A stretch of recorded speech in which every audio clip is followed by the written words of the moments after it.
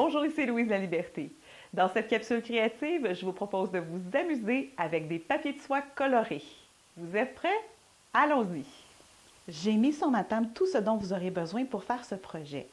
Tout d'abord, vous aurez besoin de feuilles de papier aquarelle, épaisseur moyenne, texture moyenne, pour deux raisons. La première, c'est que le papier aquarelle est fait pour recevoir de l'humidité, donc va très bien réagir.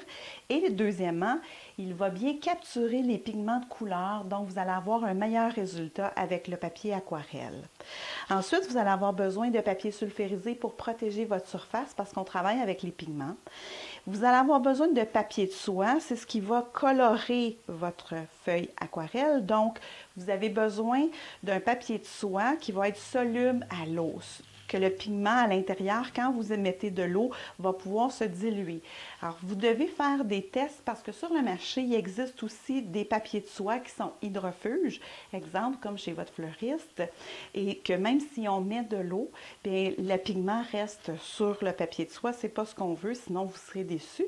Et bien évidemment, on aura besoin d'une bouteille vaporisateur avec de l'eau. Vous allez voir, le principe est très simple. On va commencer par la base. Voici un résultat de ce que ça peut donner. Ce sont des papiers de soie déchirés, donc même les enfants du préscolaire peuvent faire ça très facilement. Je vous dirais même à la pouponnière, ça pourrait être intéressant si les papiers sont déjà pré-déchirés. Les enfants peuvent déposer sur le papier aquarelle. Donc, voici comment on va faire. Votre première étape avec votre papier aquarelle, c'est de vaporiser pour bien saturer le papier. N'ayez pas peur, là, ne mettrez pas jamais trop d'eau. Alors, j'ai déjà déchiré des morceaux. Vous appliquez sur votre feuille de papier aquarelle, vos petites bandes. Vous allez voir, ça colle bien. Donc, c'est pour ça que je vous dis, avec les jeunes enfants, là, ça peut bien fonctionner parce que les papiers collent déjà directement, vu que c'est déjà humecté. Là, c'est très simple, très facile. Vous pouvez superposer légèrement. Il n'y a pas de problème à superposer les couleurs, bien remplir la surface.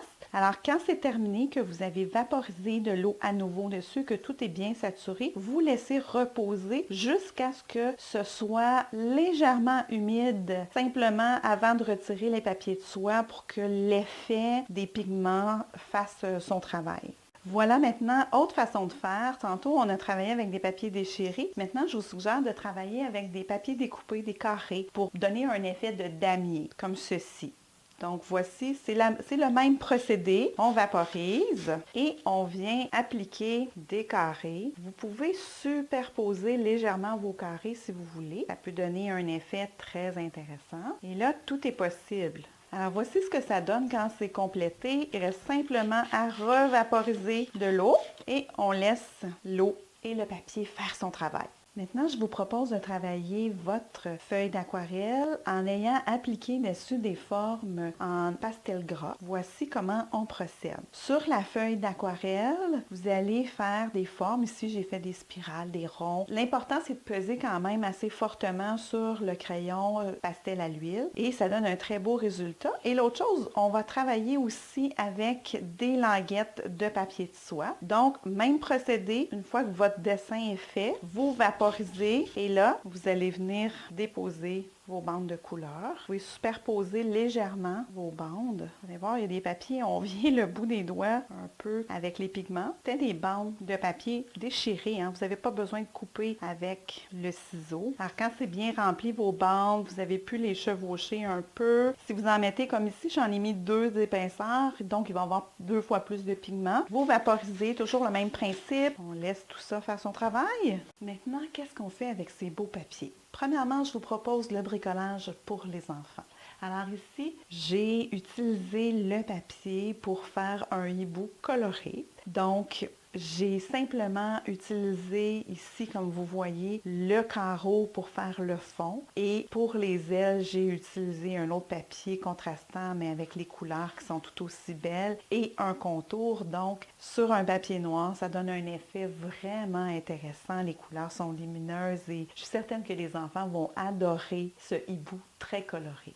Pour le journal créatif, maintenant, ce que je vous propose, c'est d'écrire sur un thème. Moi, j'ai écrit sur le thème de mes mains ici, de la créativité de mes mains. Donc, vous écrivez avec un crayon permanent, très important. Faites un test avant pour savoir si votre crayon va être soluble à l'eau ou pas, parce que vous serez déçu peut-être sans ça. Donc, un crayon permanent, vous écrivez, vous faites vos transferts de couleurs avec les papiers de soie. Par la suite, ici, j'ai découpé ma main. J'ai fait des sections et j'ai travaillé sur les qualités. J'ai écrit sur ma main et ça m'a donné vraiment une très belle page de journal.